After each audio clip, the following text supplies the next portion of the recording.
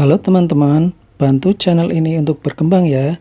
Klik tombol subscribe dan jangan lupa untuk like and share video ini. Terima kasih dan selamat mendengarkan.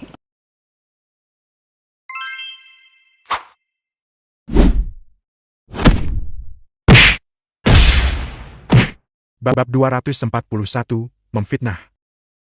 Suara Ivan Reed seperti pengeras suara yang bergema di telinga 5.000 orang yang hadir. Secara tidak sadar, Neil Simon, Yanko Simon, Solar Mac, Joseph Mac, area inti, dan area luar semuanya melihat ke belakang dan ke arah suara. 99% orang yang melihatnya sedikit tercengang. Apa yang dia lakukan? Apakah dia tidak mendengar penyelenggara mengatakan untuk istirahat? Apa maksudnya tidak usah menunggu 5 menit? Apakah dia menganggap markas grup medis langit sebagai rumahnya? Banyak orang mengerutkan kening dan banyak lagi berbisik kepada Ivan Reed. Ivan, apa yang kamu lakukan? Hogan mengerutkan kening dan memarahi. Duduklah! Apakah kamu tahu tempat apa ini? Ini sangat memalukan. Nelly Sawyer tersipu dan tampak kesal. Kenapa kamu duduk di baris yang sama denganku? Solar Mac dan Joseph Mac saling memandang dan melihat sedikit kejutan di mata masing-masing. Mereka berpikir bahwa dengan teman sekelas di sisinya, Ivan Reed seharusnya tidak melakukan apa-apa lagi. Tapi, pada saat yang sama, Sullivan Smith juga melihatnya. Selain dia, ada juga Sebastian dari keluarga Havland. Pada hari Sekermak mengadakan pesta, dia kebetulan berada di sana. Jadi, dia juga tahu dengan apa yang disebut krim intermittent medis langit. Dia tahu bahwa Ivan Reed akan membuat masalah.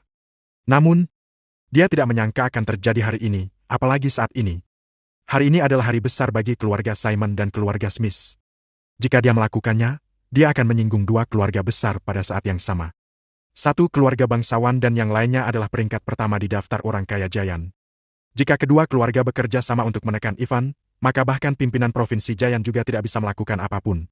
Ivan Reed mengabaikan mereka, dia terus menatap Neil yang kebetulan sedang berjalan turun dari panggung. Ketika melihat Ivan Reed, Neil Simon tertegun. Dia tidak menyangka Ivan akan muncul di sini. Ekspresinya menjadi sangat jelek, dia segera menatap pembawa acara. Pembawa acara yang menerima sinyalnya langsung berkata sambil tersenyum. Tuan, sekarang adalah waktu istirahat. Kalau ada pertanyaan, apakah kamu bisa tanya setelah 5 menit? Tidak. Ivan Reed menolak dengan tegas. Awalnya, dia berencana menagih utang di awal konferensi pers. Namun karena kehadiran Lillian Malen, hal ini telah tertunda cukup lama. Kalau ditunda lagi, konferensi pers akan berakhir. Siapa yang tahu jika Neil masih berada di sesi tanya jawab nantinya? Karena aku tidak bertanya tentang obat-obatan, tetapi aku ingin bertanya kepada Tuan Neil, kapan kamu akan membayar utang kepadaku? Di detik yang sama, Ivan Reed mengeluarkan perjanjian yang ditandatangani dan cap sidik jari oleh Neil. Bukankah kamu memintaku untuk datang kepadamu secara langsung? Aku sudah datang dan membawa perjanjian yang ditandatangani olehmu, Neil. Aku hanya ingin menanyakan satu pertanyaan. Ivan Reed berkata dengan acuh tak acuh. Kamu, Neil Simon, berutang padaku 200 triliun. Apakah kamu akan membayarnya atau tidak? Mendengar apa yang dikatakan Ivan Reed, tiba-tiba, seluruh tempat ini menjadi heboh. Semua orang menatap Ivan Reed dan surat perjanjian di tangannya. Sementara itu, semua berita, media, dan kamera secara bersamaan diarahkan ke Ivan Reed dan berfokus kepada surat perjanjian. Hari ini, aku bertransaksi dengan Ivan Reed. Kalau krim intermittent super berhasil dan efektif, Neil Simon harus membayar 200 triliun kepada Ivan Reed. Terbilang, 200 triliun. Di bawah itu, ada resep khusus untuk krim intermittent super, tapi sebagian resep telah ditutupi oleh Ivan Reed dengan tangannya. Pada baris akhir, jumlah uangnya terdapat tanda tangan dan cap sidik jari Neil Simon. Surat perjanjian itu langsung viral lewat media sosial, berita, dan juga platform siaran langsung. Astaga! Apakah anak muda itu membeli resep dari orang lain? Bukankah dia bilang dia mempelajarinya sendiri? Pada saat ini, komentar di platform siaran langsung membanjiri layar. Demi mendapatkan penonton, semua media besar segera merilis artikel secepat mungkin. Mencengangkan! Krim intermittent medis langit diduga dibeli dengan biaya besar. Peneliti Neil Simon terlilit utang 200 triliun. Grup Smith tertipu oleh Neil Simon. Penemu krim intermittent medis langit ternyata orang lain. Berita sudah tersebar kemana-mana, mencengangkan seluruh dunia medis, dan juga kerajaan Dragon Fury. Dalam waktu kurang dari 3 atau 5 menit, semua platform utama dihebohkan oleh berita ini. Lalu, Neil Simon terlilit utang menduduki peringkat pertama dalam mesin pencarian. Bisikan terdengar di mana-mana. Yangko Simon yang melihat berita di internet, segera menghubungi keluarga Simon untuk menghapus artikel di internet dan memberikan peringatan. Kekuatan keluarga Simon sangat menakutkan. Sebagai keluarga bangsawan, tentu saja mereka memiliki kekuatan yang tersebar di mana-mana. Menghapus berbagai informasi dan artikel sangat sederhana. Butuh 5 menit untuk mendorong berita ini masuk ke berita viral, tetapi mereka hanya butuh 10 detik untuk menghilangkan semuanya setelah perintah dari Uncle Simon. Pada saat yang sama, kata kunci seperti Neil Simon, resep, dan utang telah diblokir dan dibersihkan. Metode keluarga Simon benar-benar menakutkan. Banyak akun media sosial, akun video pendek, dan grup WhatsApp diblokir karena menerbitkan pesan-pesan ini. Inilah yang dimaksud dengan keluarga bangsawan. Satu perintah dapat mengendalikan opini publik. Kapitalis dan orang kaya bukan apa-apa di depan keluarga bangsawan. Pada saat yang sama, seluruh kantor pusat grup medis langit kehilangan sinyal internet. Tidak ada lagi pesan yang bisa mencapai dunia luar. Dunia luar sangat terkejut dan tidak tahu apa yang telah terjadi. Ketika semua orang bingung, manajemen senior grup medis langit mengirim pesan di TikTok bahwa semua ini adalah rumor. Terjadi sesuatu di acara karena ada yang sengaja membuat masalah, tetapi semua telah diselesaikan. Video ini dengan cepat menjadi populer dan orang-orang berkomentar untuk memarahi Ivan Reid. Semua itu hanya membutuhkan waktu kurang dari 5 menit. Kerja sama keluarga Smith dan keluarga Simon dapat menyelesaikan opini publik negatif dengan mudah. Di lokasi acara, Ivan Reid tetap tenang. Dia tidak tahu apa-apa tentang dunia luar dan tidak peduli. Pada saat ini, banyak wartawan yang ingin mendapatkan berita hangat dan segera mengajukan pertanyaan kepada Ivan. Ivan dengan sabar menjawabnya satu persatu. Misalnya, kapan resep itu keluar, bagaimana penjualannya. Neil, Yangko, Tano, Sullivan dan banyak tokoh penting lainnya dalam konferensi pers ini tampak marah. Hogan, Nelly, Wal, Clarence, Lillian, dan Zoe benar-benar tertegun dan bingung. Mereka adalah yang paling dekat dengan Ivan Reid dan terlihat di hadapan semua orang. Saat ini, mereka berada dalam suasana hati yang rumit, bingung antara bergerak atau tidak. Tuan, maaf, aku tidak mengenalmu. Akhirnya, Neil Simon terpaksa berjalan cepat ke atas panggung dan mengambil mikrofon dari pembawa acara. Aku belum pernah bertemu kamu sebelumnya, jadi bagaimana aku bisa berutang 200 triliun kepadamu? Ketika Neil Simon berbicara, seluruh tempat menjadi sunyi, hanya kilatan kamera yang berkedip untuk merekam kata-kata dan perbuatannya. Lalu, resep ini bukan upaya aku sendiri, tetapi seluruh grup medis langit, ribuan orang telah bekerja, meneliti, dan bereksperimen bersama untuk menciptakannya. Tetapi kamu mengatakan bahwa resep itu milikmu dan kamu mengembangkannya sendiri. Rekan wartawan, teman media, paman-paman, dan peneliti di bidang medis, apakah menurut kalian, krim intermittent medis langit dapat diselesaikan oleh satu orang? Semakin banyak Neil Simon berkata, dia semakin percaya diri. Dia tidak hanya menyangkalnya, tetapi dia juga memfitnah. Daripada mengatakan bahwa aku mencuri resep darimu, bukankah seharusnya kamu yang telah mencuri hasil penelitian grup medis langit kami? Tuan, kamu harus tahu bahwa kamu telah melanggar hukum kerajaan Dragonfire. Bab 242, harus dibayar. Kata-kata sederhana dan percaya diri Neil Simon, ditambah dengan identitasnya sebagai peneliti yang dikenal oleh publik dan grup medis langit di belakangnya, langsung mengejutkan seluruh orang. Banyak orang yang meragukan identitas Ivan Reid. Betul, bagaimana seseorang bisa menciptakan dan mengembangkan obat hebat seperti ini? Perlu diketahui, bahkan obat flu diciptakan setelah menghabiskan dana dan tenaga manusia yang tak terhitung jumlahnya. Siapa dia sebenarnya? Kenapa dia berani mencuri hasil penelitian grup medis langit? Itu pasti bukan surat perjanjian, melainkan pemerasan. Ya, memeras grup medis langit dengan resep yang bocor. Sayang disayangkan. Hei, dia memilih target pemerasan yang salah dan bahkan waktu yang salah. Sobat ini akan masuk penjara. Sepertinya dia belum berusia 20 tahun. Dia akan menghabiskan masa mudanya di penjara. Melihat efek seperti itu, Neil Simon tersenyum sombong. Tuan, grup medis langit memiliki hati yang toleran dan murah hati. Meskipun kamu dicurigai mencuri, hari ini adalah konferensi peluncuran obat baru, jadi aku tidak akan mempermasalahkannya untuk saat ini. Duduklah, apapun yang terjadi, silakan ikuti konferensi ini sampai selesai. Sobat, cepat duduk. Jangan buang waktu. Berhentilah membuat masalah. Kamu bisa meminta pengampunan grup medis langit saat konferensi pers selesai. Mungkin hukumanmu akan dikurangi beberapa tahun. Orang-orang yang duduk di dekat Ivan Reid membujuknya satu persatu dengan kesal. Ivan, cepat duduk.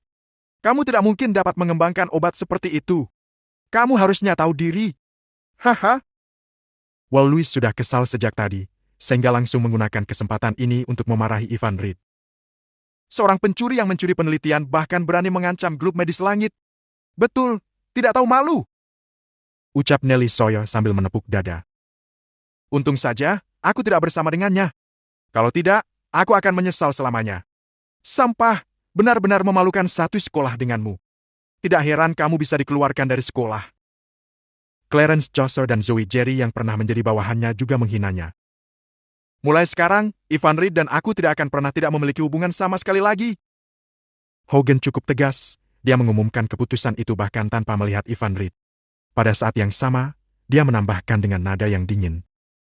Siapa dari kalian yang ingin berhubungan dengannya, kalian harus menjaga jarak denganku. Aku tidak ingin berhubungan dengan orang seperti sampah ini. Setelah Hogan berkata, Nelly Sawyer, Clarence Chaucer, Will Lewis, dan Zoe Jerry langsung berdiri di pihak Hogan. Lillian, bagaimana denganmu? Bagaimana kamu akan memilih? Hogan menatap Lillian. Hogan tidak terkejut dengan pilihan yang lain, dia hanya ingin menunggu jawaban Lillian Malen. Will Lewis melirik Hogan dengan rasa terima kasih. Jelas sekali. Jika Lillian memilih untuk memutuskan hubungan dengan Ivan Reed, Will akan mendapatkan keuntungan paling besar. Lillian Malen tersipu dan tergagap. Aku tidak berpikir Ivan akan mencuri. Lillian, pikirkanlah. Fakta ada di depanmu. Sekali kamu memilih yang salah, kamu akan terpengaruh seumur hidupmu. Will memotongnya dengan tergesa-gesa. Apakah kamu lupa? Grup Haflan baru-baru ini memasuki industri medis dan kamu lulus ujian tertulis. Berikutnya adalah sesi wawancara dengan ayah Hogan. Kemudian dia menoleh ke Ivan Reed dan berkata, Ivan, jika kamu seorang pria, langsung putuskan hubungan dengan Lillian. Jangan buat dia malu. Memang, Lillian tidak boleh membuat pilihan ini. Ivan Reed setuju dengan Will Lewis dan tersenyum tipis, tapi ketika dia hendak berbicara, Lillian tiba-tiba tersipu dan berkata, Sepanjang hidupku, dari kecil hingga dewasa, aku selalu mengikuti perintah dan jalan yang disiapkan orang tuaku.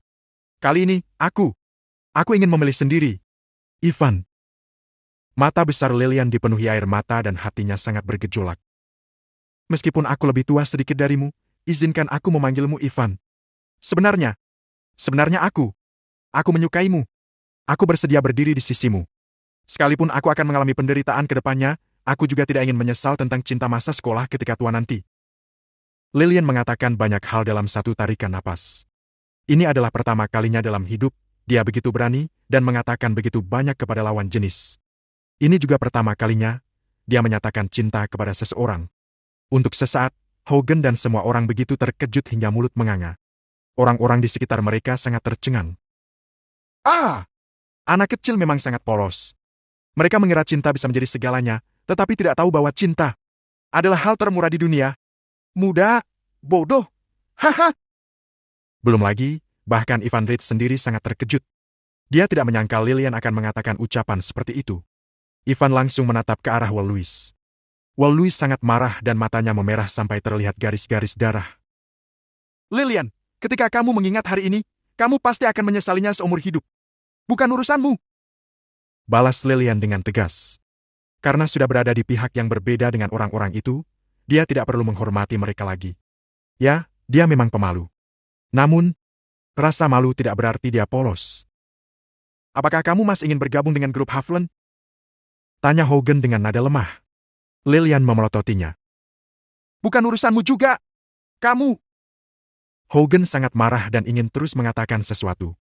Namun kali ini, Neil Simon tiba-tiba berkata, Tuan, sekarang bukan waktunya untuk bicara tentang cinta. Awalnya, Neil Simon ingin melihat Ivan Reed ditinggalkan sendirian dan jatuh ke dalam situasi putus asa. Siapa yang tahu bahwa dalam keadaan seperti itu, masih ada orang yang mengungkapkan cinta padanya? Sialan. Apa karena dia tampan? Sekarang, silakan duduk dan jangan mengganggu ketertiban konferensi pers. Jika tidak, jangan salahkan grup medis langit karena kejam dan membawamu pergi secara paksa. Setelah melontarkan ucapannya, 8 penjaga keamanan dari luar telah mendekat ke tempat duduk Ivan Reed. Tuan, silakan duduk. Duduk. Cepat duduk. 8 orang dengan wajah mengerikan telah mengepung Ivan Reed dan Lillian Malen. Lillian sangat ketakutan dan tanpa sadar meraih tangan Ivan. Telapak tangannya dingin dan berkeringat. Jangan khawatir, Lillian. Kita akan baik-baik saja.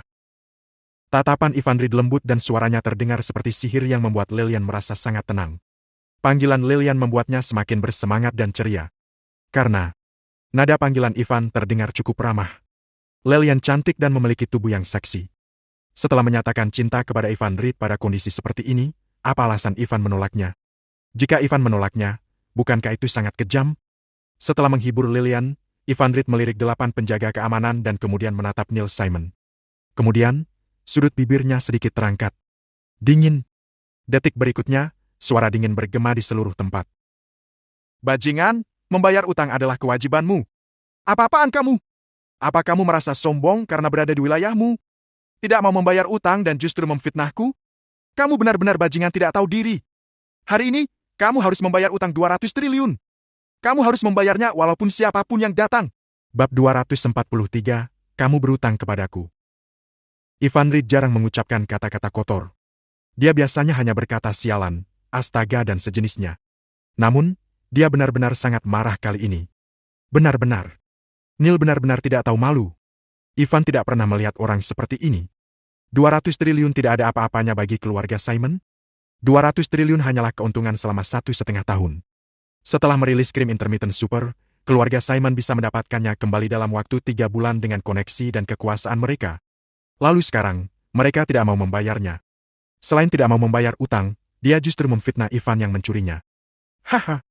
Ivan Reed berkata dengan nada dan tatapan yang dingin. Aku akan memberitahumu, kalau kamu tidak membayar 200 triliun hari ini, aku akan menepati janji untuk meratakan keluarga Simon. Setelah melontarkan ucapannya, suasana menjadi sangat hening. Beberapa kata dari Ivan membuat semua orang terdiam. Mereka bukan terkejut karena ucapan Ivan Reed. Namun, mereka hanya saja tidak sempat merespon. Dengan situasi normal yang dibayangkan oleh mereka, Ivan Reed seharusnya duduk kembali dan menonton konferensi pers dengan tenang. Bagaimanapun, dia hanyalah seorang pencuri yang mencuri hasil penelitian orang lain. Kalau mereka tidak meminta pertanggungjawabannya, Ivan seharusnya sudah bersyukur. Kenapa dia masih terus membuat kekacauan? Namun, anak muda ini terus membuat masalah. Dia benar-benar sangat sombong. Orang-orang yang berada di area luar tidak pernah memiliki hubungan dengan keluarga bangsawan yang sebenarnya, sehingga mereka tidak tahu seperti apa keberadaan keluarga Simon. Namun, 99% orang di area inti mengetahuinya. Mereka menatap Ivan Reed dengan kaget. Tatapan itu, bagaimana mengatakan? Seperti melihat seorang idiot. Betul, melihat seorang idiot. Seorang remaja yang kurang dari 20 tahun ingin meratakan keluarga Simon? Kenapa dia begitu berani? Anak muda ini sangat gila. Seperti anak sapi yang baru lahir dan tidak takut dengan seekor harimau. Apakah dia mirip dengan anak sapi yang baru lahir? Jangan menghina anak sapi, oke? Anak muda yang duduk di area luar dan berani berbicara seperti itu, dia benar-benar sangat bodoh. Ini mungkin lelucon paling besar yang pernah aku dengar dalam hidupku. Di area inti, semua orang tertawa terbahak-bahak. Hanya Solar dan Joseph yang tidak tertawa. Mereka saling memandang dan melihat senyum pahit di mata masing-masing. Bukan hanya yang lain, bahkan mereka berpikir bahwa Ivan Reed terlalu membual. Jika keluarga Simon tidak mau membayar utang, pertarungan keluarga Simon dan keluarga Mac akan membuat kedua belah pihak terluka. Meratakan?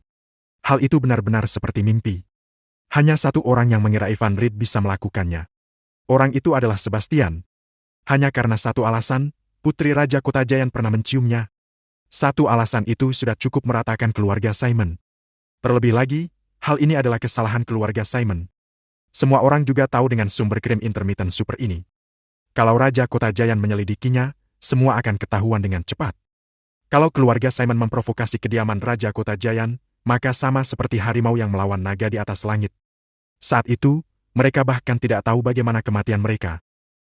Sialan! Apa kamu gila? Di samping, Hogan ketakutan dengan ucapan Ivan Reed. Dia masih tercengang dan juga senang bahwa dia telah menjaga jarak dengan Ivan tepat waktu. Kalau tidak, dia akan sial hari ini. Berbicara seperti itu di wilayah keluarga Smith. Apakah dia tidak menganggap orang-orang dan pemimpin dari keluarga peringkat pertama daftar orang kaya Giant? Keluarga Smith dapat memusnahkan orang-orang kecil hanya dengan satu jari. Wajah Lillian Malen pucat karena ketakutan. Ucapan Ivan Reed seperti guntur.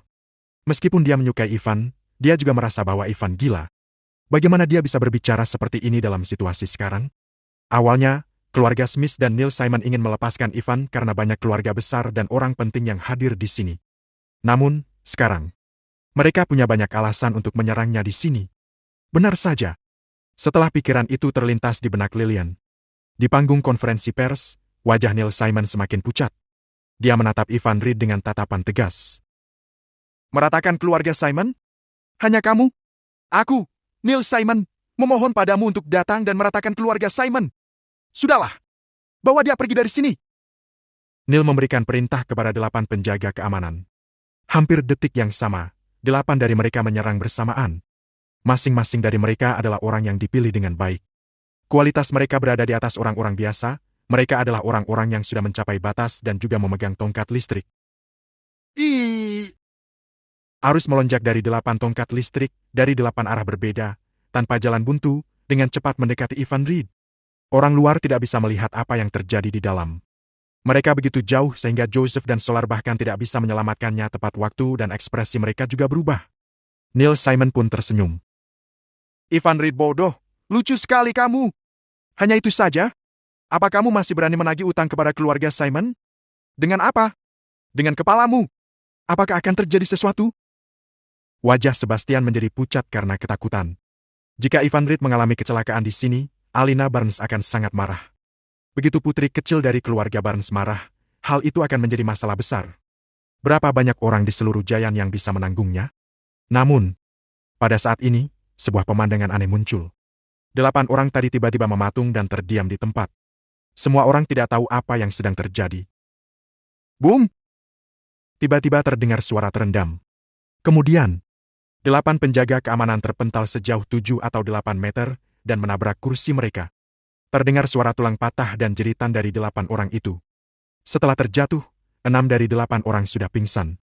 2 dari mereka terluka ringan dan tidak bisa bangun. Organ dalam mereka gemetar dan kepala terasa pusing. Bahkan 8 orang ini tidak mengerti apa yang terjadi. Mereka tidak melihat jelas serangan dari musuh. Namun, masalahnya adalah mereka terpental pada saat yang bersamaan. Benar-benar terpental.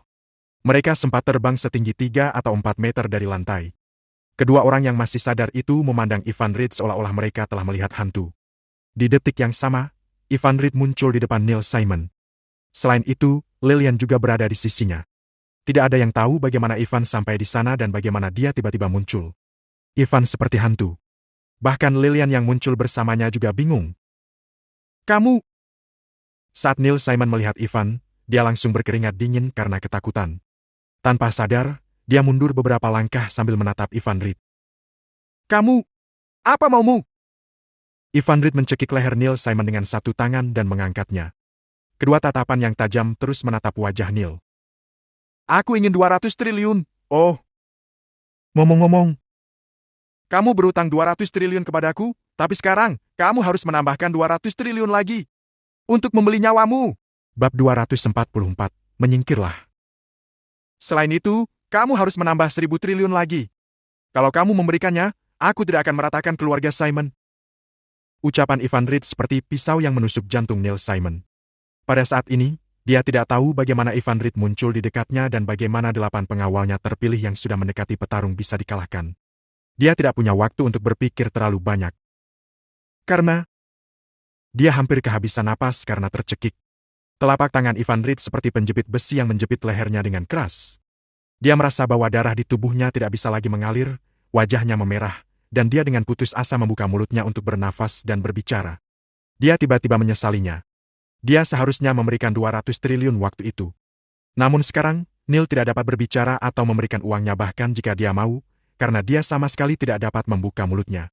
Ivan Reed benar-benar mengabaikan perlawanannya, apalagi permohonan di matanya, seolah-olah Ivan hanya ingin membunuhnya. Detik demi detik, Neil Simon merasa waktu berjalan dengan sangat lambat. Berhenti! Saat ini, keluarga Smith akhirnya sadar kembali. Thanos Smith yang sangat marah pun berteriak. Sobat, ini adalah tempat keluarga Smith, bukan tempat kamu bisa bertindak sesuka hati. Penjaga! Bum bum bum! Thanos Smith meraung dan menekan tombol darurat. Dia mengambil tindakan darurat dengan cepat. Langkah-langkah ini disiapkan untuk beberapa keadaan darurat. Namun pada saat ini, anggota keluarga Simon ditangkap di wilayah keluarga Smith. Jika dia tidak bisa menyelesaikan masalah ini, jalan keluarga Smith akan hilang. Dia sangat marah. Sehingga, menekan tombol darurat. Tiba-tiba, dari beberapa pintu masuk, terdengar suara langkah kaki. Bum bum bum. Lebih dari 500 penjaga keamanan kelas atas berlari dengan rapi dari luar dan langsung mengepung seluruh panggung. 20 dari mereka bahkan menarik senjata mereka dan membidik Ivan Reed. 4-5 ribu orang di area luar membelalakan mata mereka. Mereka belum pernah melihat pemandangan seperti itu sebelumnya. Keluarga Smith benar-benar sangat kuat. Bagaimana? Bagaimana mereka bisa membawa senapan? Hanya sedikit orang di kerajaan Dragonfire yang memiliki kualifikasi ini. Semua orang di area luar, silakan tinggalkan tempat ini. Semua orang di area luar, silakan tinggalkan tempat ini. Pada saat yang sama, pengeras suara di sekitar mereka mengeluarkan sirena darurat dan perintah evakuasi. Sekelompok penjaga lainnya masuk, lalu menyuruh semua penonton di area luar untuk keluar, termasuk Hogan, Wal Lewis, Clarence Chaser, Zoe Jerry, dan Nellie Sawyer. Tindakan ini merupakan bagian dari rencana darurat. Lagi pula, jika benar-benar darurat, banyak hal yang tidak boleh diketahui orang biasa dengan alasan apapun. Kamera para reporter dan media di tempat tersebut dan ponsel semua orang yang pergi semuanya diperiksa dan dihapus sebelum mereka dibebaskan. Sialan! Ivan akan mati! Beraninya orang miskin membuat masalah di grup medis langit. Haha! Di luar markas grup medis langit, Hogan mencibir. Dia terlihat sangat senang seolah-olah telah melihat akhir menyedihkan bagi Ivan Reed. Lillian sangat bodoh, kata Wal dengan getir. Dia benar-benar gila karena memilih Ivan Reed dalam kondisi seperti ini. Jangan khawatir. Hogan menghiburnya. Hal ini tidak ada hubungannya dengan Lillian. Keluarga Smith mungkin tidak akan mempersulitnya, tetapi Ivan akan sengsara. Setidaknya Jayan tidak akan punya tempat untuknya ke depannya. Lalu, dia harus menghabiskan sisa hidupnya di penjara. Kamu masih memiliki banyak peluang dan aku akan mengaturnya untuk kamu. Terima kasih, Kak Hogan. Ayo pergi. Aku akan traktir makan malam yang enak. Suasana hati Hogan sedang baik setelah memikirkan akhir hidup Ivan Reed. Dia melingkarkan lengannya di pinggang Nellie dan berkata dengan sombong. Nellie Sawyer, bagaimana menurutmu? Bersamaku bukan pilihan yang salah, kan? Menjadi pacar Kak Hogan adalah pilihan paling beruntung dalam hidupku. Kata Nellie dengan genit. Bagaimana Ivan Reed bisa dibandingkan denganmu? Mereka tertawa dan berjalan pergi dari sini. Namun, setelah berjalan sesaat, mereka pun tercengang. Apakah perlu bagi mereka untuk melakukan tindakan sebesar itu hanya untuk seorang Ivan? Hogan Zone menatap ke kejauhan dan tercengang. Apa yang terjadi? Wal, Clarence, dan yang lainnya juga terkejut. Zoe Jerry dan Nellie Sawyer bahkan lebih terkejut lagi sampai mulutnya menganga. Dari tidak jauh, satu pasukan militer sedang bergerak ke sini. Di atas langit, terdapat beberapa helikopter. Di jalan, terdapat tank, baterai artileri. Sejauh mata memandang, jumlah tentara yang bergerak sangat padat, sehingga tidak terlihat ujungnya. Tujuan dari orang-orang ini adalah grup medis langit. Segera, mereka memasang garis pembatas merah 1 kilometer dari grup medis langit, dan benar-benar mengisolasi gedung ini dari dunia luar. Kemudian, orang yang memimpin pasukan mengeluarkan alat komunikasi dan mengirimkan pesan. Pimpinan, semuanya sudah siap. Bisa dilihat dengan jelas, nama penerima pesan itu hanya 2 kata. Solarmark. Sementara itu, di area dalam acara konferensi. Di samping Ivan Reed, Lillian Malen gemetar ketakutan. Semua kejadian ini sudah berada di luar dugaannya dan membuat dia sangat ketakutan. Berdiri di samping Ivan Reed, dia tampak seperti kelinci kecil yang menggigil. Sobat, lepaskan Tuan Muda Neil. Aku hanya memberimu waktu 10 detik. Raung Thanos Smith seperti banteng gila dengan suara rendah. Kalau tidak, kamu akan mati di sini. Lalu, kepala keluarga Simon, Yanko Simon justru sangat tenang. Dia tetap duduk di tempat dan terlihat santai seperti biasa. Dia seperti menonton drama dan tidak percaya bahwa Ivan Reed benar-benar bisa melakukan sesuatu. Meskipun apa yang terjadi barusan memang sedikit aneh, dia tidak memedulikannya. Belakangan ini, teknologi canggih terus berkembang pesat dan berbagai kekuatan aneh yang telah terpendam 2 atau 300 tahun mulai keluar dalam beberapa tahun terakhir. Sehingga wajar saja kalau bocah ini memiliki sedikit kemampuan. Jika Ivan Reed ditangkap oleh 8 orang itu, Yanko akan merasa aneh.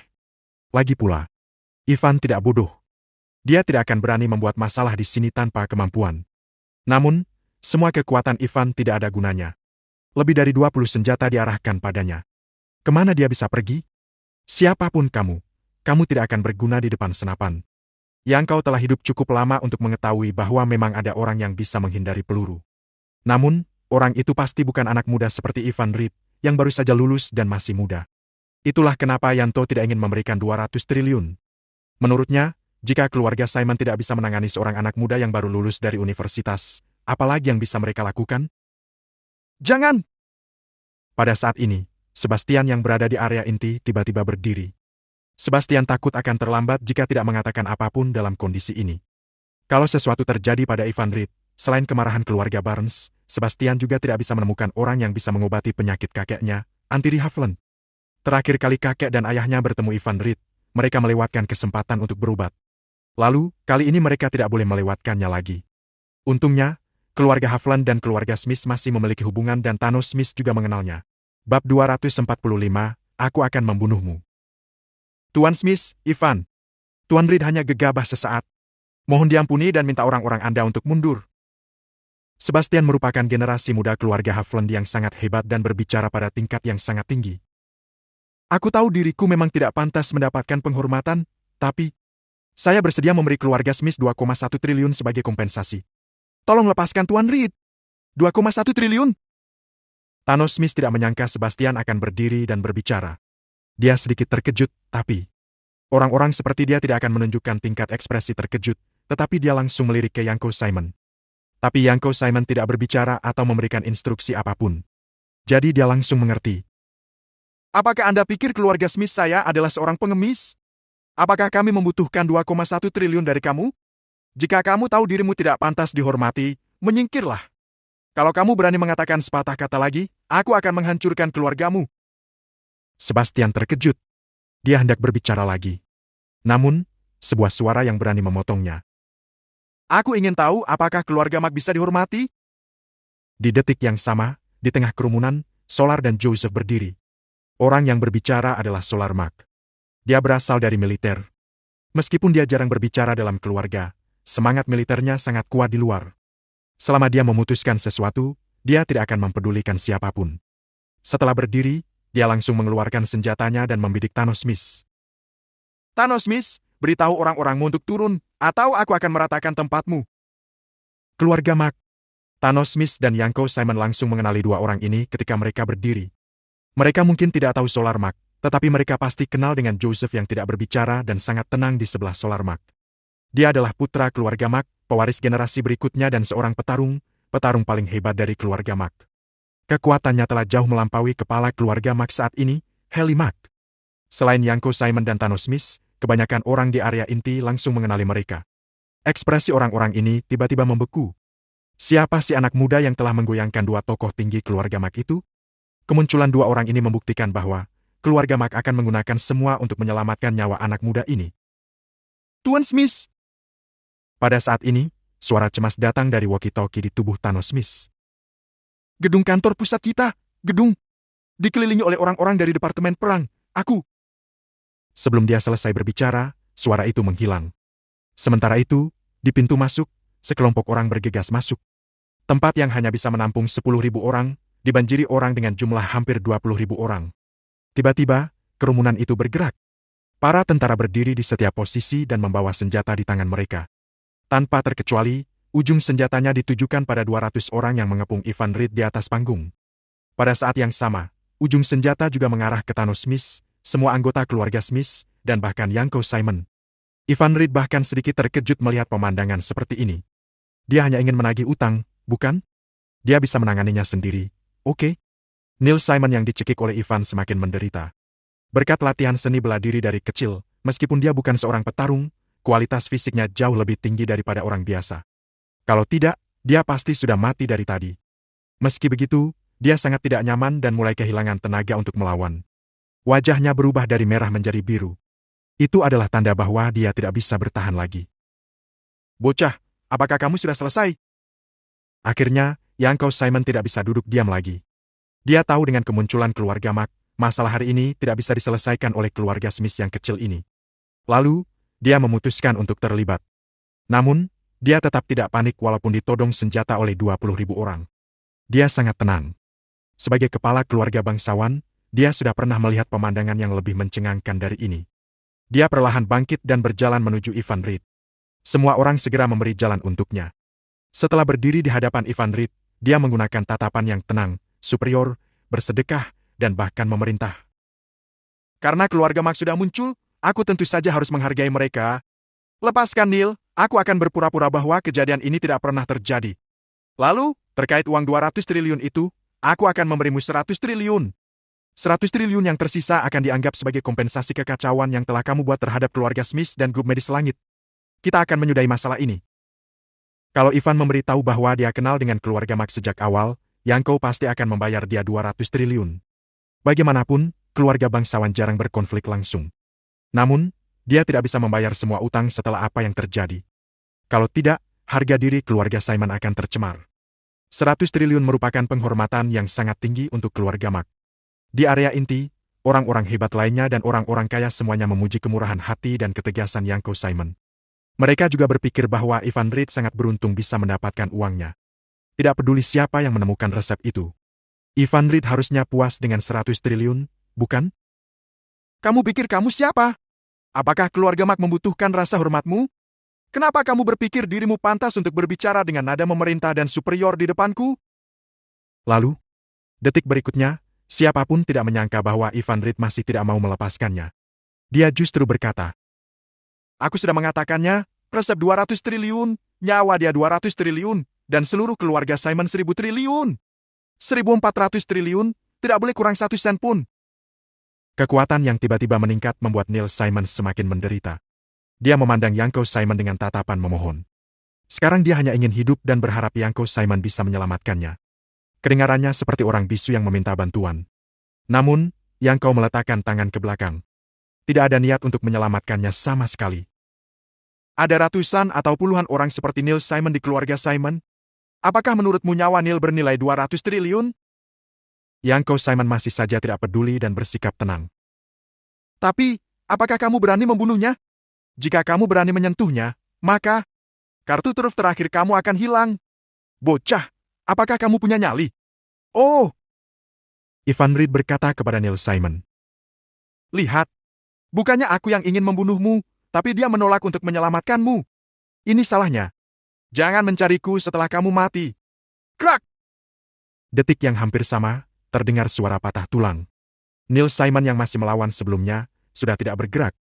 Pada saat yang sama, Ivan Reid melepaskan tangannya dan melemparkannya ke depan Yanko Simon. Seperti melempar anjing. Neil Simon meninggal. Usia 27 tahun. Selama proses itu, Neil Simon bahkan tidak memiliki kesempatan untuk melawan. Ivan Reid tidak bersimpati karena telah membunuh Nala. Sebelumnya, 8 penjaga keamanan itu menyerang Ivan dengan niat membunuhnya. Mereka pasti mendapatkan perintah dari Neil Simon. Karena Neil ingin membunuhnya, Ivan juga tidak akan memaafkannya. Dia telah terbunuh. Ivan Reid mengangkat matanya, tenang seolah-olah dia tidak membunuh manusia tetapi seekor semut. Dia menatap Yanko Simon dan berkata, "Kepala keluarga Simon, aku ingin tahu apakah nyaliku cukup besar di matamu? Oh, omong-omong, sebagai pengingat, kalau kamu tidak mau bayar utang, aku bukan hanya membunuhnya, tapi juga akan membunuhmu." Plak! Ketika Ivan Reid melontarkan kata-kata terakhirnya, dia langsung menampar wajah Yanko tanpa peringatan.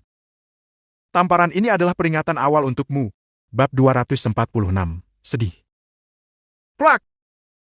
Sebuah tamparan tiba-tiba mengenai wajah itu, suaranya renyah dan keras. Ivan tidak menggunakan ki pada tamparan ini. Itu hanyalah tamparan biasa, sama sekali tidak melukai Yanko Simon. Tapi, tamparan itu sangat menghina. Dia adalah tuan pendekar keluarga Simon, keluarga bangsawan yang memegang nasib banyak orang, dan wajahnya ditampar di depan 20.000 orang lebih. Setiap orang-orang kaya di tengah tempat ini, termasuk keluarga Smith, yang menempati peringkat pertama dalam daftar orang kaya, tercengang dan terbelalak. Joseph Mark dan Solar Mark sama-sama terkejut. Pada saat yang sama, kulit tuan pendekar mereka berdua seperti kesemutan. Di seluruh Jayan, berapa banyak orang yang berani menampar Yanko? Tidak ada. Bahkan Raja Kota Jayan, yang berdiri di puncak Jayan, tidak akan mempermalukan Yanko dengan cara ini. Karena mempermalukannya sama dengan mempermalukan seluruh keluarga Simon. Bagaimana bisa seorang tuan pendekar keluarga ditampar? Dan juga di depan begitu banyak orang kaya. Orang ini sangat gila dan sombong. Orang-orang kaya di sana mengigil. Tamparan Ivan membuat mereka merasakan kedinginan di seluruh tubuh mereka, seolah-olah mereka berada di dalam gudang es. Apa yang terjadi di depan mereka bagaikan sebuah mimpi. Tidak. Bahkan dalam mimpi, mereka tidak bisa membayangkan bahwa Yanko akan dipukul. Dalam arti tertentu, masalah ini 10.000 kali lebih serius daripada kematian 10 atau 100 Neil Simon. Ini tidak berlebihan. Kepala keluarga dari keluarga bangsawan memiliki identitas yang sangat tinggi dan tak tertandingi. Yang paling penting, siapa yang tidak tahu bahwa Yanko adalah seorang petarung? Dia sangat kuat. Jika dia mau, dia bisa membunuh Ivan sebelum para pasukan militer bisa menembak. Suasana menjadi aneh. Begitu sunyi, hingga suara jarum jatuh pun bisa terdengar. Tidak ada yang berani berbicara lagi. Terlihat kelopak mata Yangko terus berdetak. Matanya menjadi merah karena pembuluh darah, seperti sarang laba-laba yang menyebar kemana-mana. Dan aura di tubuhnya seperti singa yang baru saja terbangun. Matilah kau! Tentu saja. Detik berikutnya, lelaki tua itu tiba-tiba menjadi marah. Rambut dan kumisnya berdiri tegak dan oranya yang menakutkan tiba-tiba menyembur bagaikan serigala yang tak terlihat. Gag! Gag! Gag! Orang-orang di sekitar terkejut dan mundur 3 atau 4 meter. Yangko bergerak.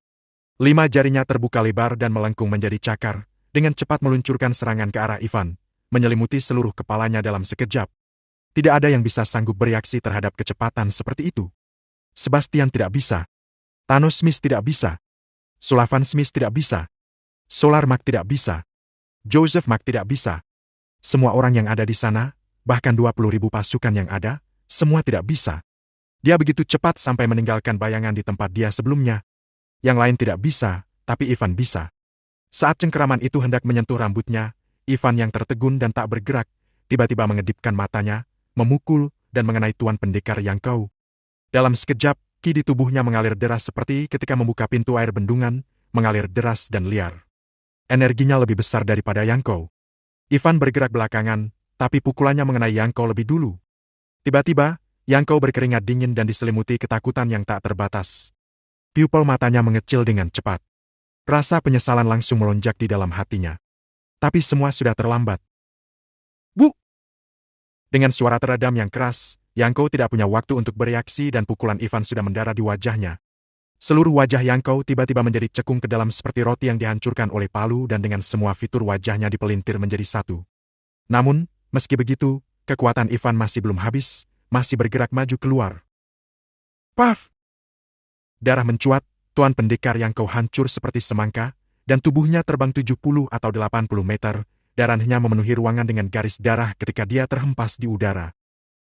Hap! Ivan segera menutup mata Lilian Malen. Orang-orang seperti Joseph dan Solar mungkin pernah melihat pemandangan seperti ini, tetapi Lilian pasti belum pernah. Bahkan Ivan merasa tidak nyaman dengan pemandangan seperti itu, jadi dia menutup mata Lilian. Dari Yangko bergerak memukul hingga kematiannya hanya berlangsung selama kurang dari 1 detik. Ketika semua orang sadar, mereka melihat tubuh Yangko terjatuh ke tanah.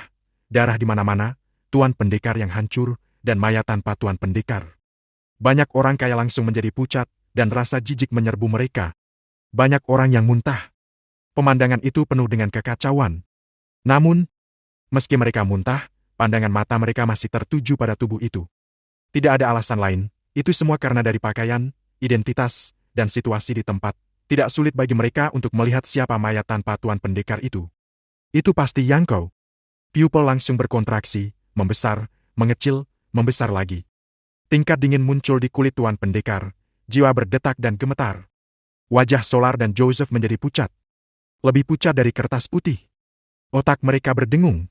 Identitas mereka sangat tinggi, tetapi pada saat ini, mereka masih tidak sadar, seperti disambar petir, jiwa mereka keluar dari tubuh mereka, dan mereka tidak tahu bagaimana menggambarkan keterkejutan mereka saat ini. Yangko, keluarga bangsawan Giant, Tuan Pendekar keluarga dari keluarga Simon. Meninggal begitu saja? Kepalanya pecah? Apa-apaan ini? Apa yang sebenarnya terjadi? Sial! Apakah mereka sedang bermimpi?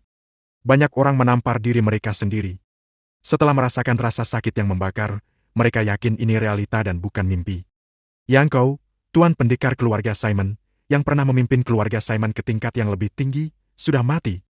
Sedetik yang lalu, dia masih hidup, berdiri tegak, memamerkan kekuatannya, penuh dengan ketenangan. Detik berikutnya, kepalanya pecah. Mereka bahkan tidak bisa menebak apa yang telah terjadi jika bukan karena tangan kanan Ivan yang meneteskan darah. Semuanya terjadi terlalu cepat. Mereka hanya melihat serangan Yangko, tetapi detik berikutnya dia mati. Dampak penglihatan dan pikiran semacam ini bahkan lebih mengejutkan daripada guntur yang menggelegar bagi semua orang di tempat kejadian. Bau darah memenuhi hidungnya, darah di tangan Ivan, dan suasana aneh di sekitarnya membuat Lilian menyadari apa yang telah terjadi. Dia bertanya dengan cemas. Ivan, apa yang terjadi? Tidak apa-apa, Lilian. Ayo pergi. Ivan terus menghalangi garis pandang Lilian. Dia tidak bisa melihat darah di tanah, apalagi mayat tanpa Tuan Pendekar, dan dibawa keluar oleh Ivan sambil jalan kebingungan. Saat melewati Joseph dan Solar, Ivan berkata, "Beritahu keluarga Simon yang lain bahwa nyawa Neil Simon bernilai 200 triliun. Yangko adalah Tuan Pendekar keluarga dan bernilai 600 triliun. Masih ada sisa 600 triliun. Jika aku tidak menerimanya dalam 24 jam, maka tunggulah momen di mana keluarga Simon akan berhenti menjadi keluarga bangsawan. Selain itu, beritahu mereka bahwa kematian Yangko adalah kecelakaan. Saya juga merasa sedih. Bagaimanapun, dia bernilai 600 triliun. Ivan memang bermaksud demikian. Dia tidak pernah berpikir untuk membunuh Yangko. Dia berpikir bahwa Yangko sangat hebat dan kuat, setidaknya mampu menahan pukulannya. Siapa yang tahu dia begitu lemah? Ketika dia menyadari bahwa Yangko lemah, Ivan sudah berusaha untuk menahan kekuatannya. Namun sayangnya, dia masih tidak bisa mengendalikan kekuatannya dengan baik dan malah dengan tidak sengaja membunuhnya. Sebuah pukulan yang membuatnya kehilangan 600 triliun, Ivan mungkin lebih sedih daripada ayah Yangko sendiri. Jika keluarga Simon ingin membalas dendam, tidak apa-apa. Aku akan menunggu. Saat berbicara, Ivan terus berjalan. Dia membawa Lilian dan menghilang di antara kerumunan orang. Solar dan Joseph gemetar, dan sekarang mereka tersadar dari keterkejutan mereka dan menatap Yangko, yang sudah meninggal. Pada saat ini, mereka berdua akhirnya mengerti mengapa Helimak menentang dengan seluruh anggota keluarga, bahkan sampai mengasingkan beberapa orang penting, hanya untuk membuat keluarga Mak menjadi bergantung pada Ivan. Seorang anak laki-laki berusia 18 atau 19 tahun membunuh Yangko dengan satu pukulan. Kekuatan ini berada di luar pemahaman mereka. Joseph, sebagai seorang petarung, bahkan tidak melihat serangan Yangko. Jika itu dia yang diserang, dia pasti sudah mati. Meski begitu, Ivan sudah membuat keributan besar. Keluarga Simon tidak semudah itu ditaklukkan. Setelah membunuh Yangko, Ivan masih meminta uang. Apa yang dia pikirkan? Bagaimana ini? Tanya Solar. Joseph menghela napas dan berkata tak berdaya. Bersihkan tempat kejadian dan minta seseorang untuk mengirim mayatnya kembali ke keluarga Simon. Dan sisanya lakukan seperti yang Tuan Muda katakan, lalu untuk orang-orang ini. Setelah melirik orang-orang kaya di tempat ini, Joseph melanjutkan. Ingatkan mereka untuk tutup mulut setelah keluar. Siapapun yang berani mengatakan sepatah kata pun akan diusir dari Jayan. Siap? Meskipun Joseph dan Solar adalah kakak beradik, yang satu adalah calon Tuan Pendekar keluarga dan pewaris berikutnya. Dia secara alami akan mengikuti peraturan tentang urusan keluarga dan mengatur segalanya dengan benar. Keluarga Simon sangat terkejut ketika mereka mengetahui kematian Yangko. Kemudian, mereka marah. Satu persatu, para eksekutif tingkat tinggi pulang ke kediaman keluarga Simon dan mengadakan pertemuan darurat. Pertemuan itu hanya membahas dua hal. Pertama, suksesi Tuan Pendekar keluarga, pewaris berusia 43 tahun Harry Simon mengambil posisi Tuan Pendekar keluarga. Tingginya 1,8 meter, memiliki hidung yang bengkok, alis tebal, dan wajah persegi. Dia naik ke kursi Tuan Pendekar keluarga, menunjukkan aura dan otoritas barunya. Kemudian, yang kedua, pembalasan dendam. Kematian ayah terlalu mendadak. Melihat 32 eksekutif keluarga Simon yang tenang dan serius, Harry Simon penuh dengan aura membunuh. Keluarga Matt dan Ivan, mereka keterlaluan. Bagaimana menurut kalian? Bagaimana kita harus menghadapi mereka? Bab 247. Kabur setelah mencari masalah. Penggunaan kata menghadapi sangat halus. Harry Simon sudah memutuskan untuk membalas dendam. Yangko adalah ayahnya. Jika ayahnya meninggal, dia pasti akan membalas dendam. Berdamai dengan musuh dan bahkan mengirim uang, kalau hal ini tercatat dalam sejarah keluarga, hal ini akan menjadi bahan tertawaan.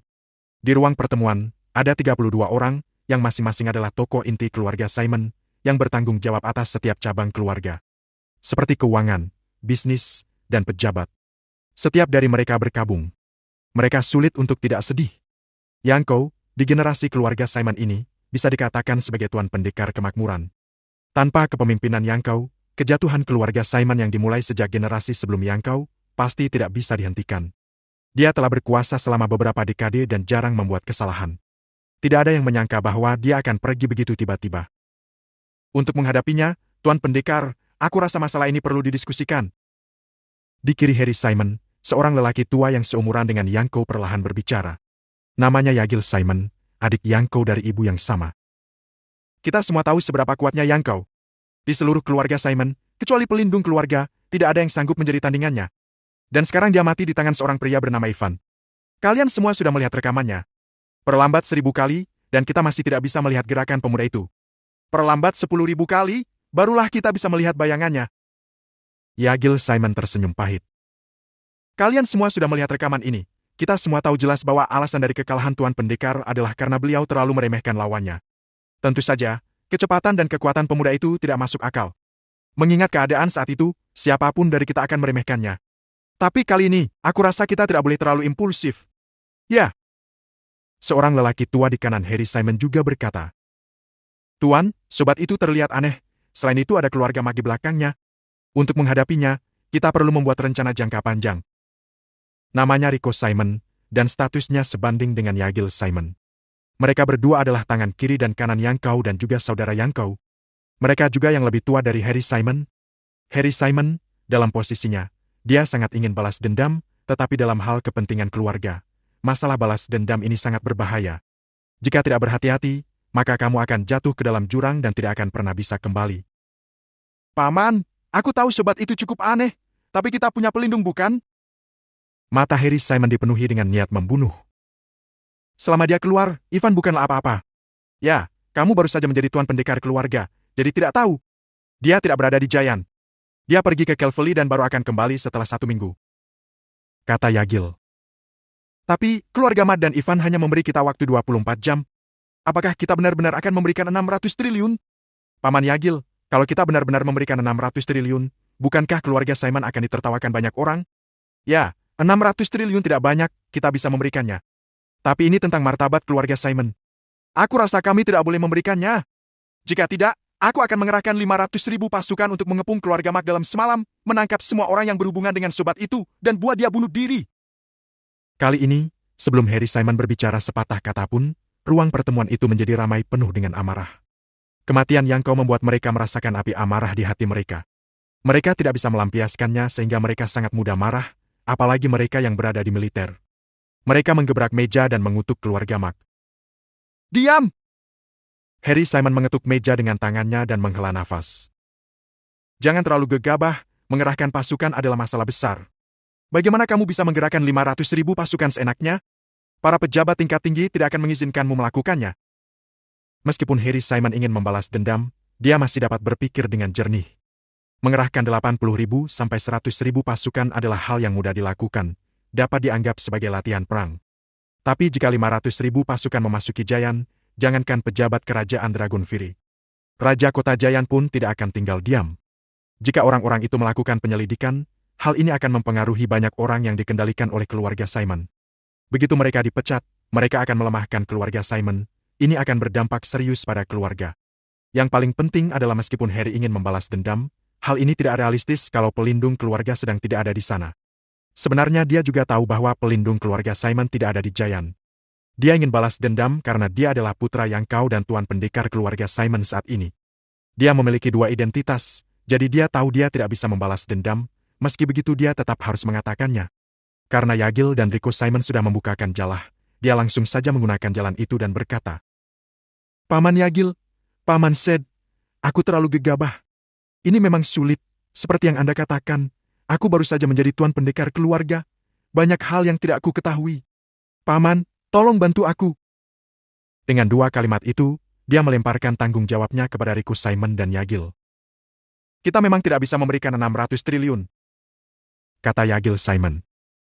Hal ini terkait dengan martabat keluarga, dan juga terkait dengan 2 keluarga bangsawan yaitu keluarga Simon dan Mac. Ini adalah peristiwa besar bagi seluruh Giant. Hanya ada satu solusi. Yagil Simon berhenti sejenak dan melanjutkan. Tolong minta Raja Kota Giant menjadi perantara.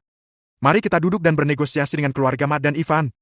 Meskipun kita, keluarga Simon, akan rugi, tapi kita sudah membayar harga yang sangat besar, dan dampaknya terlalu besar.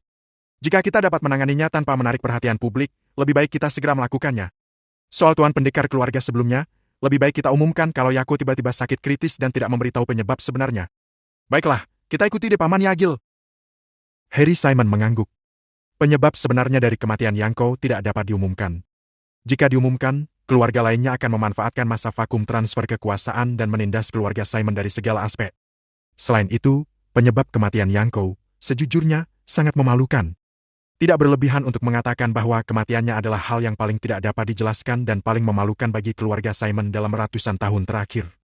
Peristiwa besar yang terjadi di kantor pusat grup medis langit belum terungkap ke dunia luar, bahkan berita dan informasi yang muncul sebelumnya telah dihapus. Saat ini, Ivan sedang berbelanja dengan Lilian. Di belakang mereka, Sebastian seperti pengikut, mengikuti dari dekat dengan jarak 2 atau 3 meter. Setiap kali Ivan membeli sesuatu, dialah yang akan membayar bil. Ivan, ada apa dengan orang ini? Lilian bertanya dengan penasaran. Kenapa dia selalu membayarnya? Jangan khawatirkan dia. Perlakukan saja sebagai ATM dan beli apapun yang kamu inginkan. Aku traktir dan dia yang bayar. Ivan tersenyum seperti angin musim semi dan tidak seperti seseorang yang baru saja membunuh 1 jam yang lalu. Terima kasih, Ivan. Wajah Lilian memerah. Meskipun dia telah berbelanja selama 1 jam, dia tidak meminta untuk membeli apapun. Ivanlah yang membelinya ketika dia melihat bahwa Lilian menyukainya. Lilian adalah gadis yang sangat sederhana. Ivan tidak menyangka bahwa Lilian menyukai dirinya. Sekitar jam 10:30, Lilian menerima telepon, dan kemudian dia dengan enggan berkata, Ivan, ayahku memanggilku untuk pulang. Maukah kamu pergi berbelanja lagi lain kali? Oke. Ivan tersenyum lembut, lalu mengantar Lilian sampai ke kompleks rumahnya dan melambaikan tangan padanya. Setelah Lilian tidak terlihat lagi, dia mengalihkan perhatiannya ke Sebastian. Tidak perlu sungkan, selama itu bukan hal yang tidak terhormat, katakanlah padaku. Sebastian menunggu kesempatan ini, dan hatinya sangat gembira. Tuan Reed, aku ingin Anda mengobati kakekku. Dia dalam bahaya. Sudah tidak ada waktu lagi. Sebelum Ivan bisa berbicara, Sebastian segera menambahkan. Tuan Reed, jangan khawatir, aku tidak akan membuat Anda bekerja gratisan. Tidak peduli bisa menyembuhkannya atau tidak, aku akan memberikan 210 miliar. Sebastian menatap Ivan dengan gugup, menunggu jawabannya. Jantungnya berdetak sangat keras. Semakin dia mengenal Ivan, semakin dia merasa Ivan menakutkan. Setelah kejadian hari ini, dia melihatnya sebagai dewa. Meskipun dia bersedia membayar 210 miliar, dia masih sangat tidak yakin, ada kekaguman dalam kegugupannya dan ada sedikit ketakutan dalam kekagumannya, dan bahkan tubuhnya sedikit membungkuk, memohon. Apa aku begitu menyeramkan? Tidak perlu gugup begitu. Ivan tersenyum. Orang ini tampak seperti anak kecil yang baru saja berbuat kesalahan dan melihat ayahnya. Ivan merasa lucu ketika melihatnya. Penyakit kakekmu bisa disembuhkan, dan aku juga tidak mau uang. Apakah kamu ingat gadis itu tadi? Dia lulus tes tertulis di grup medis barumu. Tolong jaga dia selama wawancara. Dia cukup pintar. Baik. Sebastian sangat gembira dan tidak menyangka permintaan Ivan begitu sederhana. Dia sangat ingin memiliki hubungan khusus dengan Ivan. Meskipun Ivan tidak mengatakannya, jika dia tahu bahwa Lilian akan bergabung, dia pasti akan menerimanya. Tuan Reed, aku tidak tahu kapan Anda bisa datang. Aku khawatir kakekku tidak bisa bertahan lama. Hati-hati. Tiba-tiba, raut muka Ivan sedikit berubah, dia menarik Sebastian dan menangkap pisau di antara jari telunjuk dan jari tengahnya. Pisau terbang itu cukup kuat. Setelah ditangkap oleh Ivan, pedang itu masih sedikit gemetar, membuat suara benturan logam yang keras. Apa yang terjadi? Sebastian tercengang, dan setelah beberapa saat, dia sadar, jika bukan karena Ivan, dia sudah mati tertusuk di belakang kepalanya. Cepat pergi! Mereka datang untuk menyerangku! Mata Ivan sedikit menyipit. Dia menggunakan penglihatan batinnya, dan melihat ada seseorang yang menatapnya di gedung yang berjarak 100 meter. Ivan melemparkan pisau di tangannya dan lokasi pelemparnya. Shoot! Pisau itu melintasi langit dengan sangat cepat, menembus jendela, dan menusuk kaki pria itu. Aku akan pergi ke rumahmu besok pagi untuk menyembuhkan kakekmu, jemput aku di Villa Tianxin pada jam 10. Setelah Ivan selesai berbicara, dia menghilang di depan Sebastian. Apakah ini kecepatan seorang manusia? Sebastian tercengang, raut mukanya penuh dengan ketidakpercayaan. Di sebuah bangunan 100 meter jauhnya, orang yang menyerang Ivan sedang duduk di tanah. Pisau yang menancap di kakinya sudah ditarik keluar, dia membalut lukanya dengan panik, dan memilih untuk segera melarikan diri. Namun, begitu dia berjalan ke pintu, ada seseorang di depannya. Matanya bagaikan laut dalam, menatapnya dengan tajam. Apa pantas untuk kabur setelah mencari masalah? Bab 248, apa kamu layak bertanya padaku? Ivan menatap orang di depannya. Seorang pria. Tingginya 1,7 meter, sangat kurus, sekitar 40-45 kg, berusia sekitar 30 tahun. Kakinya dibalut tergesa-gesa dengan kain kasa yang merah berlumuran darah. Sekarang, raut mukanya sangat terkejut dan penuh dengan ketakutan. Tingkat dingin terus mengalir di dahinya, dan tanpa sadar dia mulai melangkah mundur, mencari kesempatan untuk melarikan diri. Namun, dia merasakan ada energi yang tidak terlihat telah menguncinya. Energi ini sangat aneh. Dia merasa, tidak peduli bagaimanapun dia mau berlari, itu semua tidak berguna. Lagi pula, orang itu adalah orang yang bisa menangkap serangan pisau dan bergerak dari lokasi yang berjarak 100 meter, dan naik sampai ke lantai 30 dalam waktu 3 menit. Di hadapan orang seperti itu, bagaimana dia bisa punya kesempatan untuk melarikan diri? Setelah memikirkan hal ini, dia menyerah dan bertanya dengan penuh rasa gentar. Bagaimana kamu melakukannya? Apa kamu kira kamu layak untuk bertanya padaku? Ivan masuk ke rumah satu kamar ini, duduk di sofa dengan santai, menyelangkan kakinya, dan bertanya. Katakan, siapa yang memintamu untuk datang ke sini dan membunuhku? Aku tidak tahu. Melihat wajah Ivan menjadi dingin, pria itu segera berkata. Aku menerima misi pembunuhan di web gelap. Aku adalah seorang pembunuh bayaran dan dikenal sebagai kesatria pisau terbang. Web gelap lagi. Wajah Ivan tetap tenang, tapi hatinya semakin curiga. Siapa yang ingin membunuhnya? Apakah mereka juga yang melakukan pembunuhan Ogeas Kelver dan pembantaian keluarga Reed itu? Dia sedang memikirkan semua orang yang mungkin ingin membunuhnya, mencari jawaban. Pada saat yang sama, dia berkata dengan ringan. Kamu memiliki dua pilihan sekarang. Pertama, aku akan membunuhmu. Kedua, jadilah budakku mulai hari ini. Ini adalah gelombang pembunuh kedua. Lagi pula, dia tidak bisa bertanya apapun pada mereka. Tapi pria ini memiliki kesamaan dengan gelombang sebelumnya, Erin, Nate, John, dan Jin. Muda, kuat, dan mudah dibentuk. Dia akan mengambilnya satu persatu. Budak? Pria yang menyebut dirinya kesatria pisau terbang mendengus dingin dan berkata dengan arogan. Mati pun, aku tidak akan pernah menjadi budak. Sambil berbicara, dia mengambil pisau yang disembunyikan di baju lengan panjangnya dan bersiap bertarung sampai mati. Aku bisa mengobati kanker kulit di perutmu. Tambah Ivan. Tuan, mohon terima hormat dari kesatria pisau terbang. Kesatria pisau terbang itu langsung berlutut. Ivan cukup terkejut.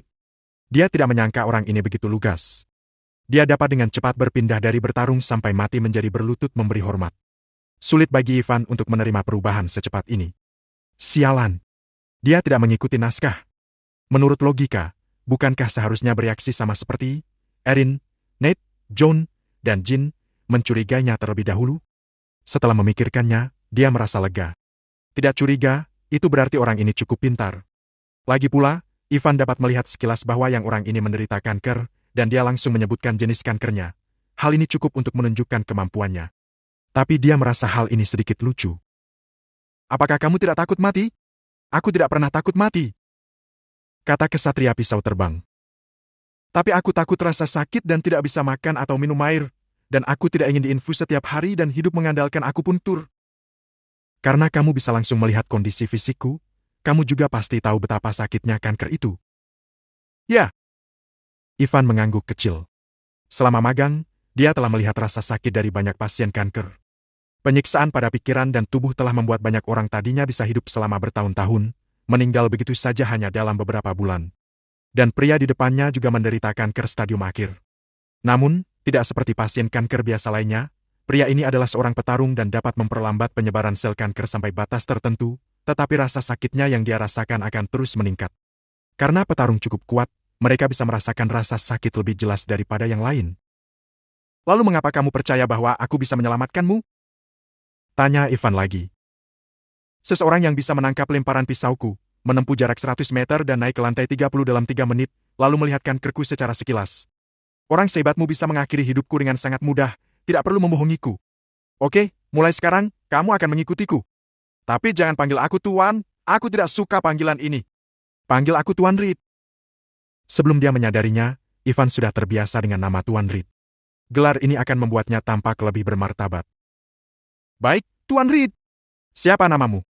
Berapa peringkatmu? Peringkat 60, namaku Doni. Doni? Ivan sedikit mengangkat alisnya. Untuk beberapa alasan tertentu, dia pikir nama Doni cukup menarik. Sepulang ke rumah, dia terus belajar tentang web gelap dan daftar pembunuh dari Doni. Sebelum Erin, Nate, John, dan Jin menyerang, Ivan sedang sibuk dengan berbagai hal, jadi dia tidak begitu memikirkannya. Tapi sekarang dia harus memperhatikannya. Dia harus memperhatikan. Ketika gelombang pertama muncul, dia bisa tidak mempedulikannya. Tapi Doni adalah gelombang kedua yang menyerang. Dia harus lebih berhati-hati. Jelas, orang-orang di belakang layar tidak akan menyerah sampai Ivan mati. Anda harus waspada dengan web gelap. Daftar pembunuh adalah permintaan pembunuhan di web gelap. Tentu saja, ada banyak transaksi di web gelap, tidak hanya jual beli pembunuhan, masih banyak transaksi ilegal lainnya. Tetapi sebagian besar transaksi ilegal sulit untuk masuk ke kerajaan Dragon Fury. Selain itu, ada banyak penipuan di sana.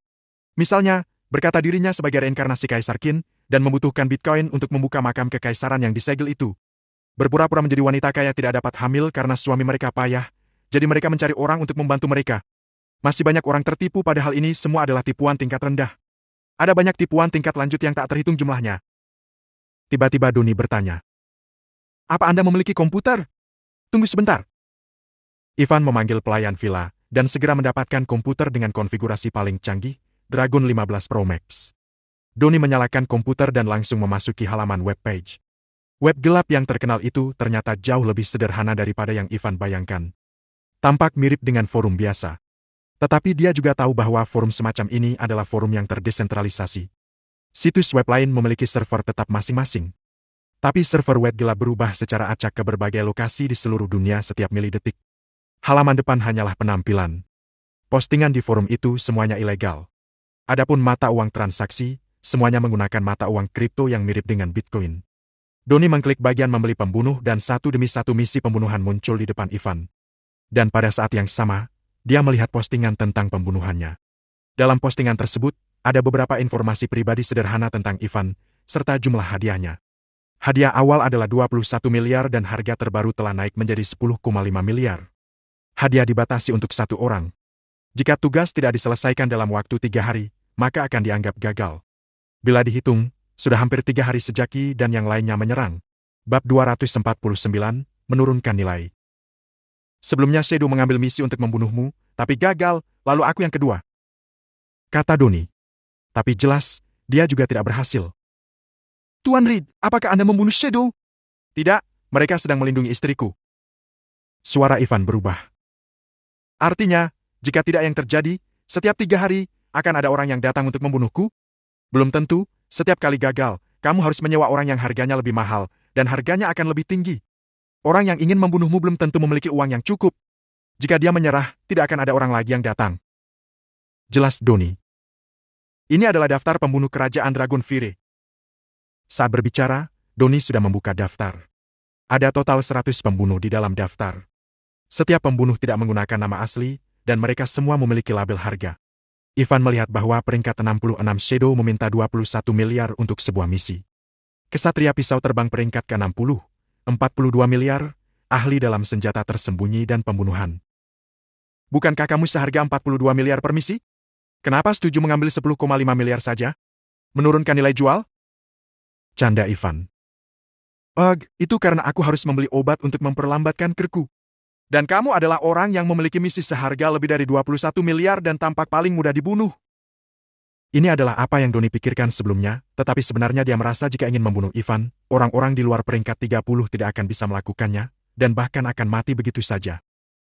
Penyakitmu hanyalah masalah sepele, tetapi butuh 2 hari untuk menyembuhkannya. Saat ini Ivan tidak memiliki bahan untuk membuat obatnya. Sel kanker pada tubuh Doni sudah berada pada stadium akhir dan telah menyebar ke banyak bagian. Bukan sesuatu yang bisa diobati dengan akupuntur biasa. Membutuhkan pil obat dan beberapa bahan obat khusus, tapi bahan-bahan tidak dimiliki Ivan saat ini. Namun, itu bukan masalah besar.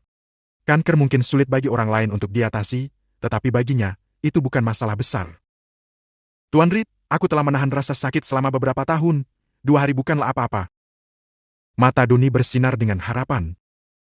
Jika penyakitku bisa disembuhkan, kamu akan kuanggap sebagai orang tuaku. Aku bersumpah untuk mengikutimu selamanya. Jika aku mengkhianatimu, aku akan mati. Boom! Begitu Doni selesai berbicara, sambaran petir melintas di langit. Kemudian, suara petir tiba-tiba terdengar. Hujan turun deras. Cuaca di musim panas bisa berubah begitu saja.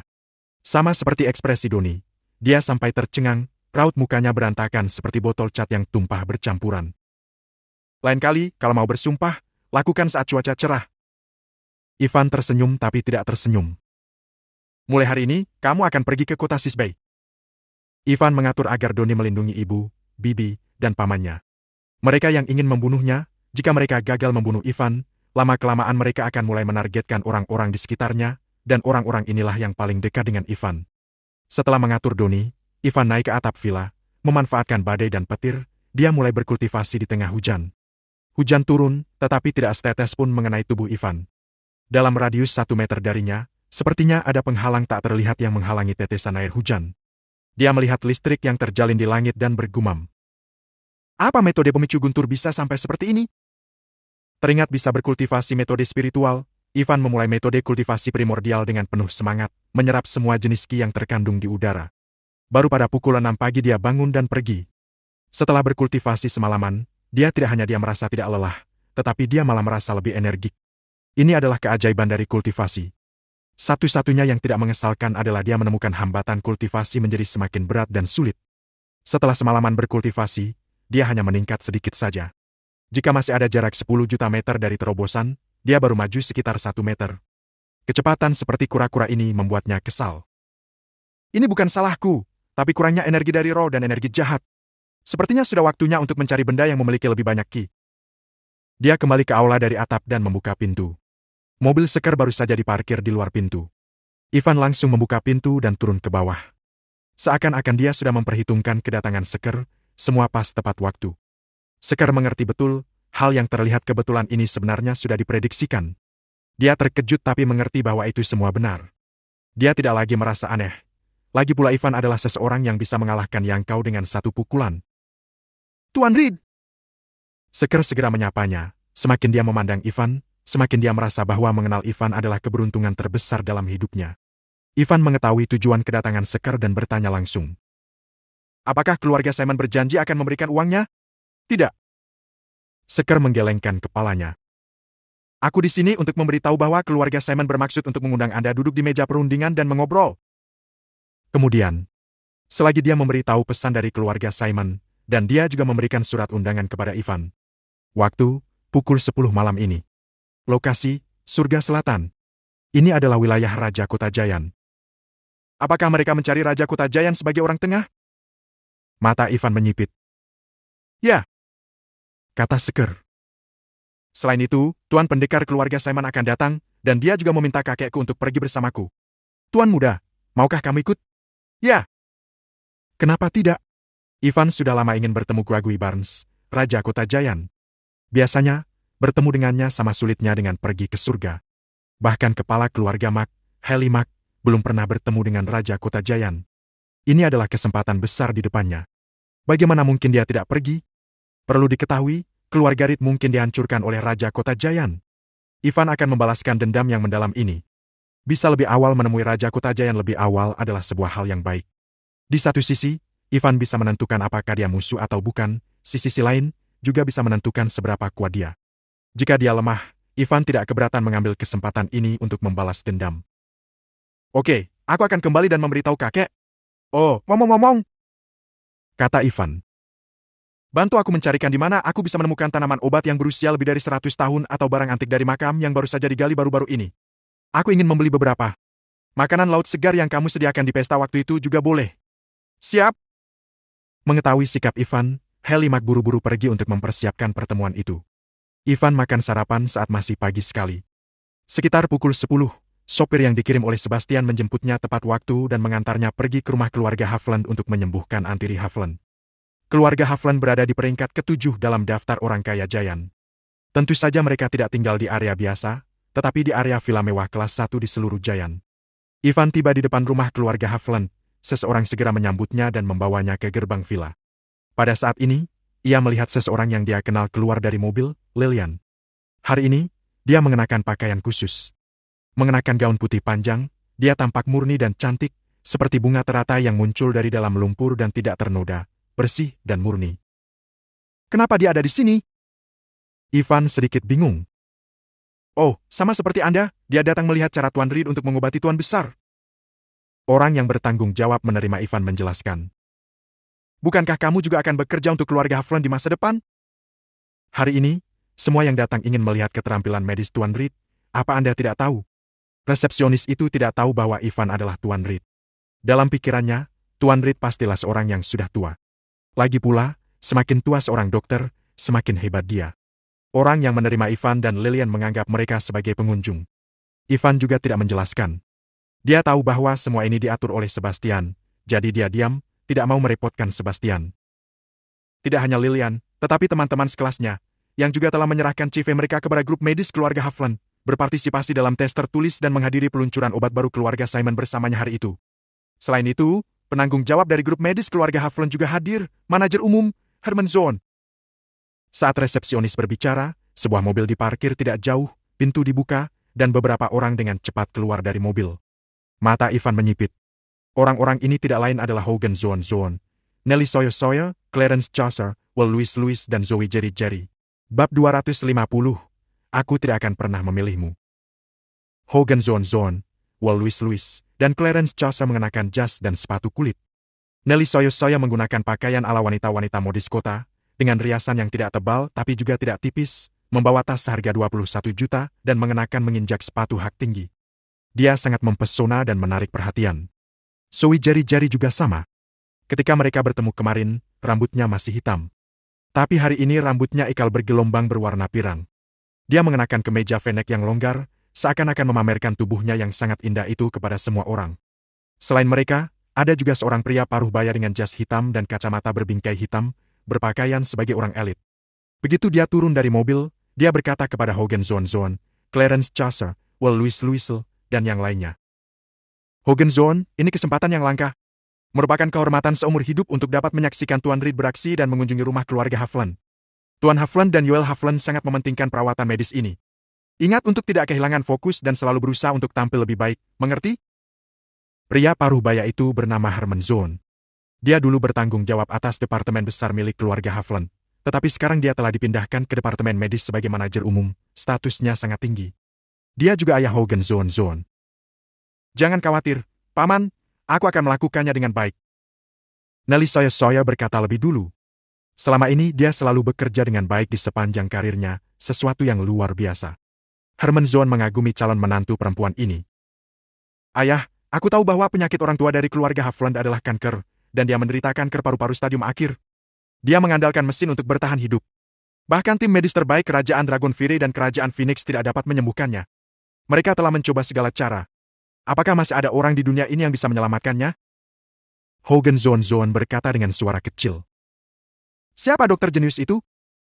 Clarence Chaucer dan Will Lewis setuju. Aku tidak tahu. Herman Zoon menggelengkan kepalanya dan berkata. Pendapatku sama denganmu, tetapi hal-hal ini tidak dapat dikendalikan oleh kamu atau aku. Yang harus kita lakukan adalah tetap mengikuti keluarga Havland. Jika keluarga Havland masih ada, kita akan tetap menjadi orang-orang giant. Jika suatu hari keluarga Havland jatuh, kita juga akan jatuh. Ketika orang-orang hebat ini melakukan sesuatu, seringkali tidak ada perbedaan antara benar dan salah, buruk atau baik. Mereka memiliki hati bagaikan baja, bukan sesuatu yang dapat dipahami oleh orang-orang seperti kita.